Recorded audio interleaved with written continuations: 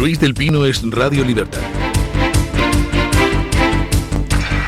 El Gobierno ha decidido cancelar y posponer el homenaje de Estado previsto para el día 31 de enero en Huelva tras el rechazo de numerosas familias. Según la información publicada por El Español y otros medios de comunicación, muchos allegados han rehusado participar en un acto laico y junto a las instituciones a las que consideran responsables por la negligencia del accidente en el que murieron 45 personas. Algunos familiares han expresado públicamente su malestar tanto por la naturaleza del acto, al que se oponen también reclamando un funeral religioso, así como por la pésima gestión posterior al siniestro. Varias familias acusan al Estado, a Renfe y a Adif de falta de mantenimiento y aseguran haberse sentido desatendidas en las horas posteriores a la tragedia.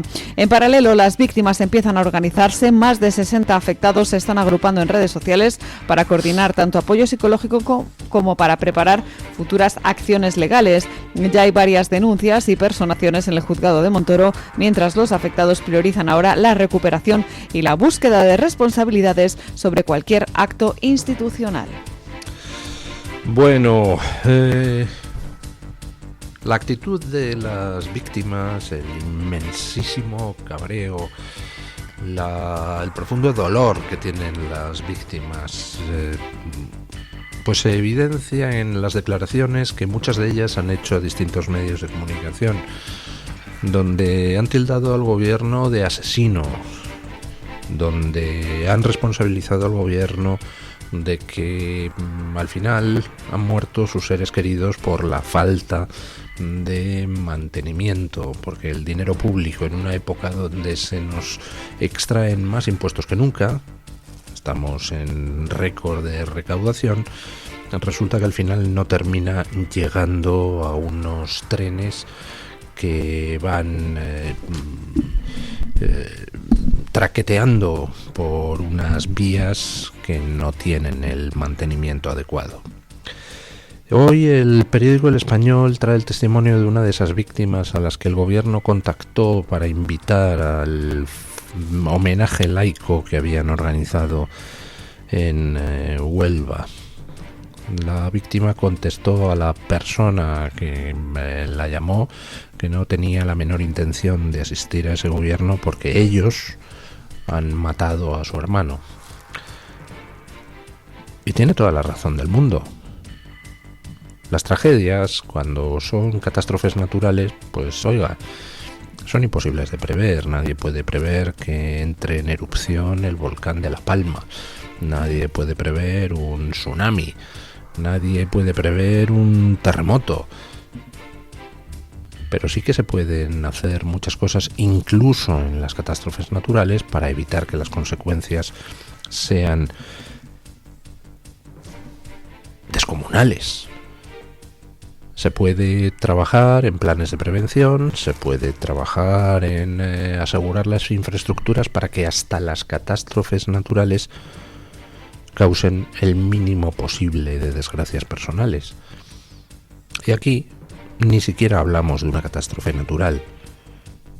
No han descarrilado, no se han chocado dos trenes por mala suerte. No han descarrilado esos dos convoyes porque vinieron mal dadas. No. Se estaba llamando a los problemas. Desde hacía muchísimo tiempo el estado de las infraestructuras venía degradándose. Y todo el mundo lo sabía. Luego vamos a ver las últimas noticias al respecto. Avisos hubo de todos los colores.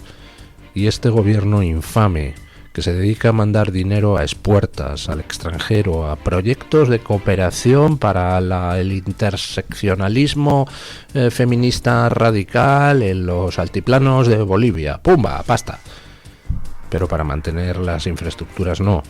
Quizá porque lo primero al final sirve para alimentar redes de corrupción transnacionales, mientras que cambiar unas vías, pues solo es cambiar unas vías. El caso es que también en eso han metido mano, con lo cual encima de que no han dedicado el dinero que debían, de ese dinero hay que detraer la factura de la corrupción. Resultado: 47 muertos en 2 accidentes de tren en la misma semana. Infraestructuras que se caen.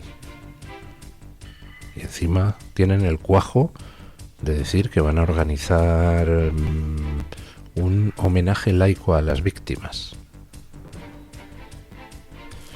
Al final, pues han tenido que cancelarlo.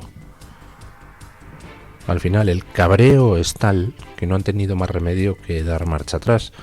Y es muy simbólico eso que ha pasado, porque nunca se le había ido al PSOE de las manos el tema de las víctimas. Siempre ponen a trabajar a pleno pulmón a las cloacas del Estado para intentar controlar a las víctimas. Lo hicieron en el 11M, lo han hecho en la Dana,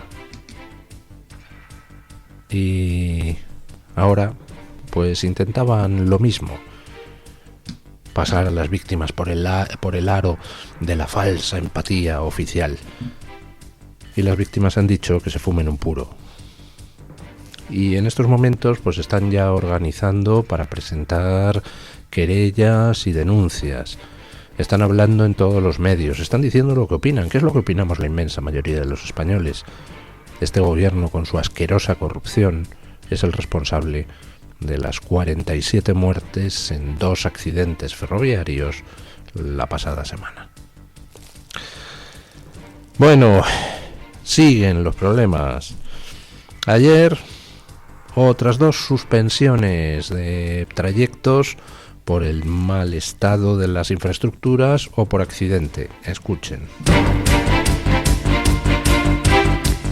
Seguimos con problemas de tráfico ferroviario en distintos puntos de España. La circulación de rodalíes, las cercanías catalanas, estaba previsto que se reanudará hoy tras varios días de revisión de la línea. No obstante, un problema técnico hace que en este momento aún sigan suspendidas, pero no es la única incidencia. La circulación ferroviaria entre Sevilla y Málaga permanece suspendida en el tramo entre Arajal y Marchena por un riesgo de caída de un muro sobre la vía, según ha informado Adif.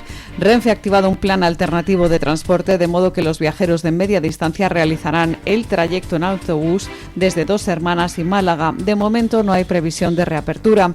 También se ha interrumpido el tráfico en la línea entre Santander y Oviedo después de que un tren colisionara con un poste de madera que había invadido la vía entre San Vicente de la Barquera y Unquera. Por suerte no ha habido heridos, los pasajeros fueron trasladados por carretera y la vía permanece cortada mientras se sigue revisando la infraestructura. Además, el temporal ha causado una nueva incidencia en Cantabria. La caída de ramas ha obligado a cortar la circulación entre Guarnizo y Renedo, aunque el servicio se ha restablecido con retrasos que siguen siendo de en torno a los 15 minutos.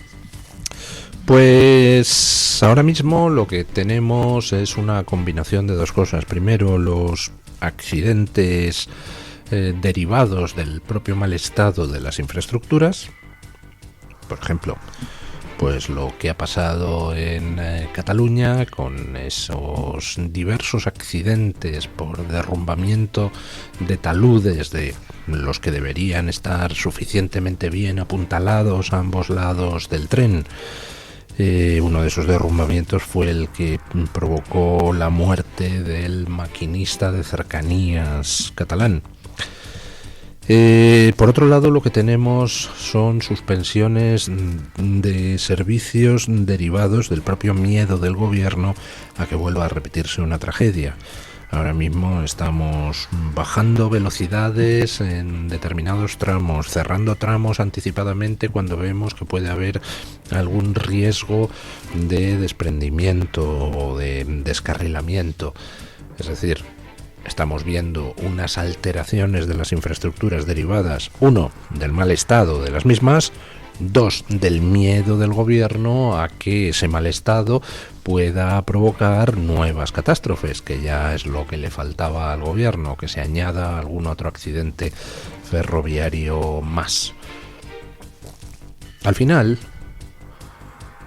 pues estamos en una situación donde se ha ido acumulando la dejadez y la corrupción durante tanto tiempo que ahora todo tiene mala solución.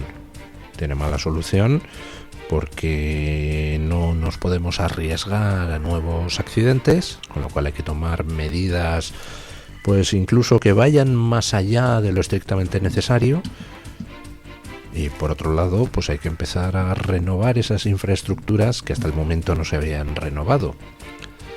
Y a ver cómo se las apaña ahora el gobierno para hacer esa renovación, que va a requerir de invertir el dinero que precisamente antes no han invertido o que dijeron que invertían para al final terminar llenándose los bolsillos con ese dinero. ¿De dónde van a quitar? Uy, hay tantas cosas de donde se podría quitar. Quiero recordar que dice Puente, en falso, porque vuelve a mentir, que la renovación del trayecto Madrid-Sevilla se hizo integral y costó 700 millones de euros. 700 millones de euros, ya. 500 millones de euros, año. Es lo que hemos estado inyectando en ese ministerio de la señorita Pepis, dirigido primero por Irene Montero y ahora no tengo ni idea ni de por quién. 500 millones año. Para un ministerio que a lo que se ha dedicado es a promover leyes para poner violadores en la calle. Eso sí, no ha logrado que disminuya el número de mujeres asesinadas por violencia doméstica. Pero poner violadores en la calle, sí. 500 millones año para eso. Y mientras, para renovar el trayecto Madrid-Sevilla, 700 millones. Y todavía si se hubieran gastado los 700 millones, pues nos podíamos dar con un canto en los dientes, pero luego veremos en qué ha consistido esa renovación. ¿Recuerdan ustedes a ese señor que desapareció hace pues casi 8 años del Parlamento porque dijo que se volvía a la República Catalana? Ah, no, que no desapareció, que dijo que se volvería en 18 meses y ahí sigue apalancado, como una lapa agarrado al escaño en Madrid, disfrutando de la libertad del ambiente madrileño, que nada tiene que ver con esa especie de boina mental que los separatistas, entre los cuales está este señor, han puesto en Cataluña. Me refiero a Gabriel Rufián, ya lo habrán adivinado ustedes. ¿Recuerdan a Gabriel Rufián hace unos días diciendo que eran fascistas todos los que estaban culpando al gobierno de lo que era una tragedia, en fin, de la mala suerte? ¿La recuerdan ustedes? Yo sí. ¿Qué dirá hoy Gabriel Rufián? Después de que ayer Junqueras, su jefe, dijera que Puente tiene que dimitir. Gabriel, ¿estás ahí? ¿Tienes algo que decir? ¿Se ha hecho Junqueras también miembro del fascismo? ¿O estabas intentando exonerar al gobierno de Sánchez, que es el responsable de la tragedia? Te acaban de pillar con el carrito del helado, Gabriel Rufián, y te ha pillado tu jefe, escuchen. El presidente de Esquerra Republicana, Oriol Junqueras, ha pedido la dimisión del ministro de Transportes, Óscar Puente, y de la consejera catalana de Territorio, de Silvia Paneque, por su incapacidad manifiesta para afrontar y explicar la crisis del servicio de Rodalies, las cercanías catalanas, que permanece suspendido por falta de garantías de seguridad. Esquerra Republicana constata que a efectes pràctics tant la consellera Paneque com el ministre Puente han dimitit de les seves obligacions i de les seves funcions, perquè estan més pendents d'intentar trobar excuses puntuals que no pas en afrontar el problema en tota la seva magnitud i assenyalar quines són les causes veritables del problema al qual ens enfrontem. Els hi demanem que dimiteixin per la seva incapacitat manifesta a l'hora d'afrontar-la i a l'hora d'explicar-la. Centenars de milers de persones que avui no poden fer servir els trens, que tenen l'autopista AP7 col·lapsada, i centenars de milers de persones que demà tindran enormes dificultats per anar a la seva feina, per anar a les seves visites mèdiques, per anar a estudiar a les universitats o en els instituts. I cap país no s'ha de permetre aquesta situació. Curioso, ¿no? Va el pobre Gabriel Rufián haciéndose más sanchista que Sánchez. Sale Gabriel Rufián a defender al gobierno de una catástrofe que ha causado 45 muertos. Se pone Gabriel Rufián a insultar a todos los que están pidiendo cuentas al gobierno. ¿Y ahora qué pasa, Gabriel? ¿Qué vas a hacer, Gabriel? ¿Insultar también a las víctimas del accidente? Que señalan con el dedo al gobierno al que tú apoyas y le llaman asesino, le responsabilizan de la muerte de sus familiares. ¿Las vas a llamar fascistas, Gabriel Rufián? Pero sobre todo, ¿vas a llamar fascista a tu jefe, a Oriol Junqueras? ¿O es tu jefe pero menos? Porque los rumores eran, Gabriel, que tú estabas en la operación de crear para las siguientes elecciones esa especie de frente unido donde te integrarías junto con la propia Yolanda Díaz, etcétera. Quizás que estabas cuidando a tu otro jefe. No lo sé, pero ¿qué opinas de las declaraciones de Junqueras diciendo que dimitan Puente y la consejera catalana del ramo, que tiene un nombre así muy raro? Digo, el nombre del cargo, ella no, ella se llama Paneque, que tampoco es tan raro. ¿Todo el mundo es fascista menos tú, Rufián? ¿En ocasiones ves fascistas? ¿Está con nosotros en la habitación ese fascista, Gabriel? Pero no te da vergüenza. Ya sé que eres un jeta, que estás en RC como podrías estar en el Ku Klux Klan. Te da igual, mientras te sirva para tener un sueldecito en condiciones y poder vivir pues lo más cómodamente posible, como todos queremos, pues te vale, ¿no? Pero qué oportunidad de estar callado, salir a defender al gobierno para que al final tu propio jefe exija la dimisión de Óscar Puente. En fin, el silencio, Gabriel, a veces es una gran virtud. Bueno, ayer, como todos los fines de semana, nueva oleada del sondeo de Electomanía. Escuchen. Les hablamos ahora de sondeos electorales porque la encuesta de Electopanel de Electomanía refleja un castigo tanto del Partido Popular como al PSOE, mientras que Vox roza el 20% de los votos. El Partido Popular seguiría primero con el 32,1% de los apoyos, lo que significaría 134 escaños, seguido del PSOE, que obtendría el 26% y 102 escaños. Vox subiría con fuerza hasta el 19,9%, situándose en 69 escaños y acercándose a su mejor marca. Por detrás quedarían Sumar con el 5,6% y 9 escaños y Podemos con el 4,2% y 5 diputados. En conjunto, el sondeo señala un desgaste de los dos grandes partidos y un ascenso notable de Vox.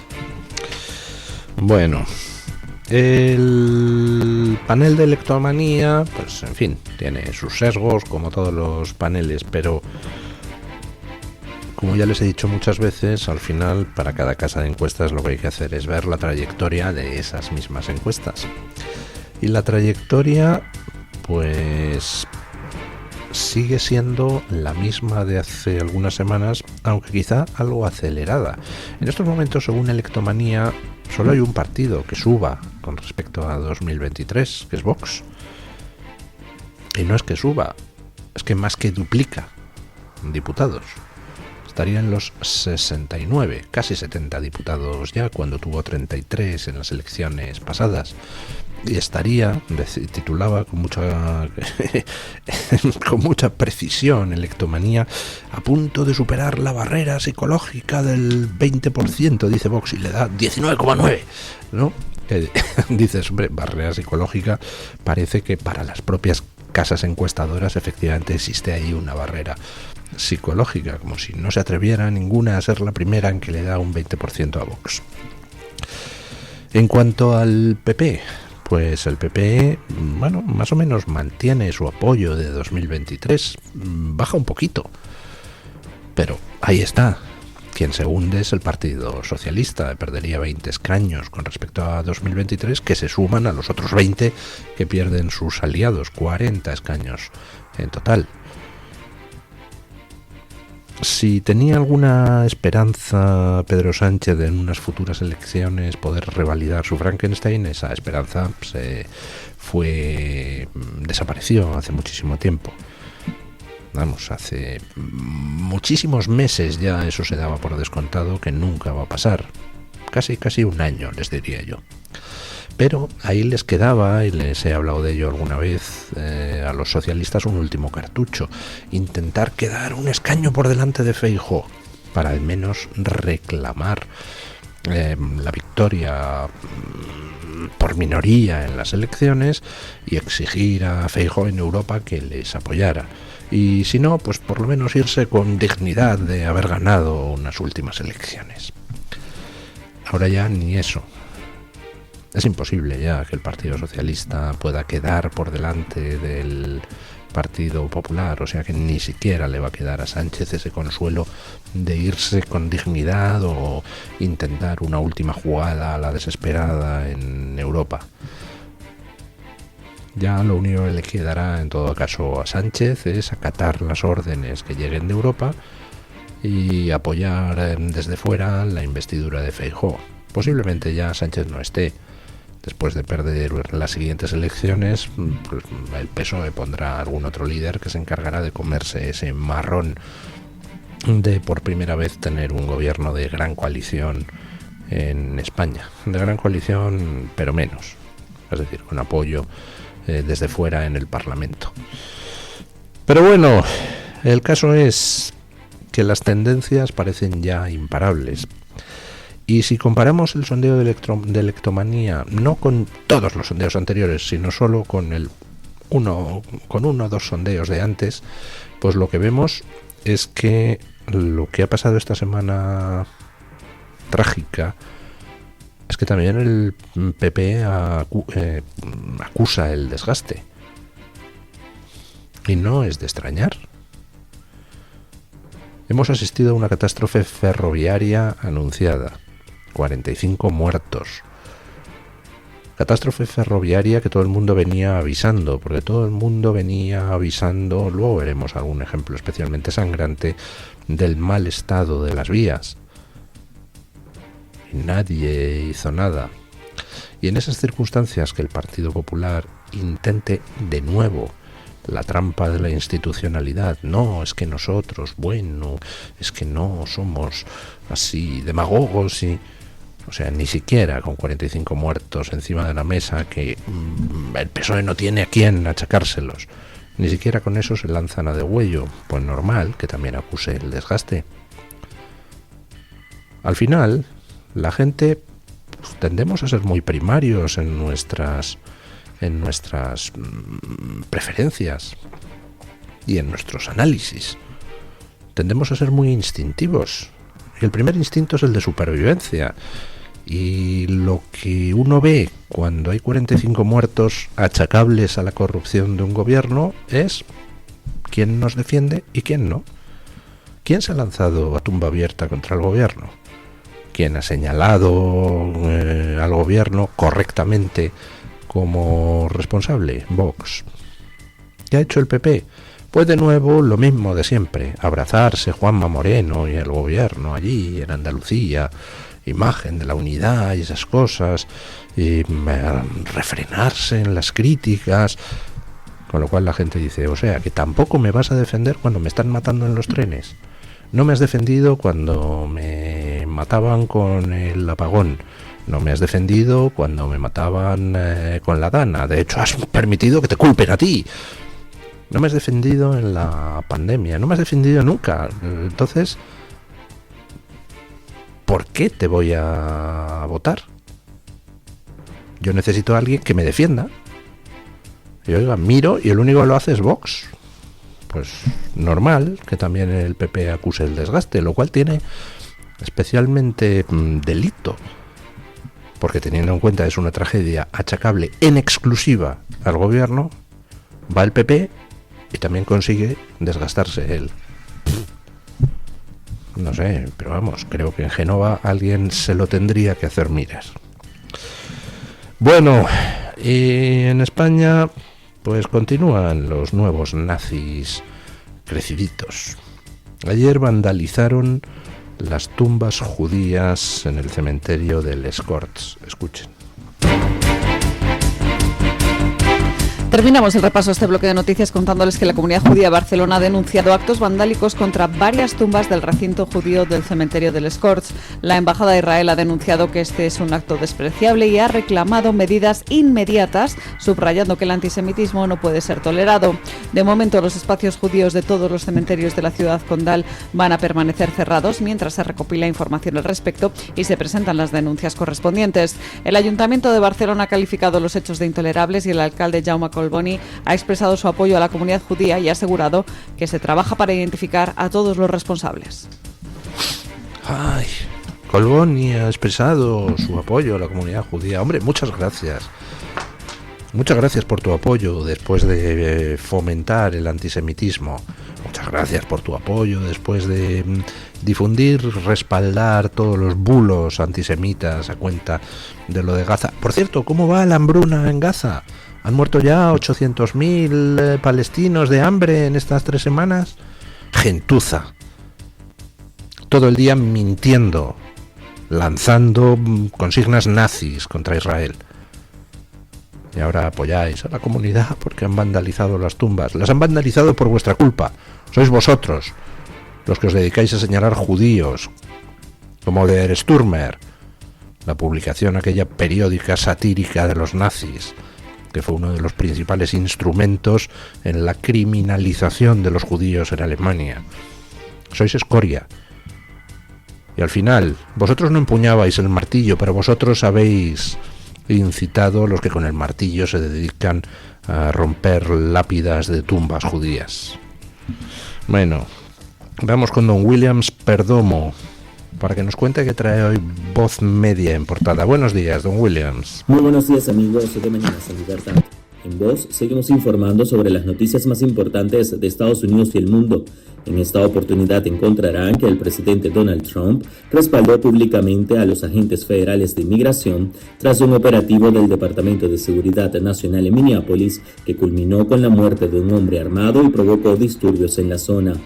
A través de las redes sociales, el presidente afirmó que los agentes tuvieron que protegerse ante la falta de apoyo de las autoridades locales durante la operación. Entre tanto, más de 600.000 clientes de la red eléctrica en el país se quedaron sin el servicio este domingo, mientras una gigantesca tormenta invernal avanzaba desde Texas en el sur hacia el noreste. Los estados sureños de Tennessee, Texas, Mississippi y Luisiana registraban la mayor cantidad de clientes residenciales y comerciales sin electricidad, cada uno con más de 100.000. Esto después de que la tormenta descargó nieve y lluvia en toda la región. Y finalmente contarles que los demócratas de la legislatura de Virginia propusieron un proyecto de ley que obliga a las escuelas públicas a incluir temas de diversidad, equidad e inclusión en sus planes de estudio. El proyecto requeriría que todas las escuelas públicas de primaria y secundaria dentro del estado ajusten sus clases de historia y ciencias sociales para incluir más material de historia inclusiva. Estas y otras noticias las pueden ampliar en nuestra página web voz.us y nuestras redes sociales. Muchísimas gracias, don Williams. Buenos días, don Eric Gutiérrez. Muy buenos días, don Luis. Vamos con las noticias de las 7:30.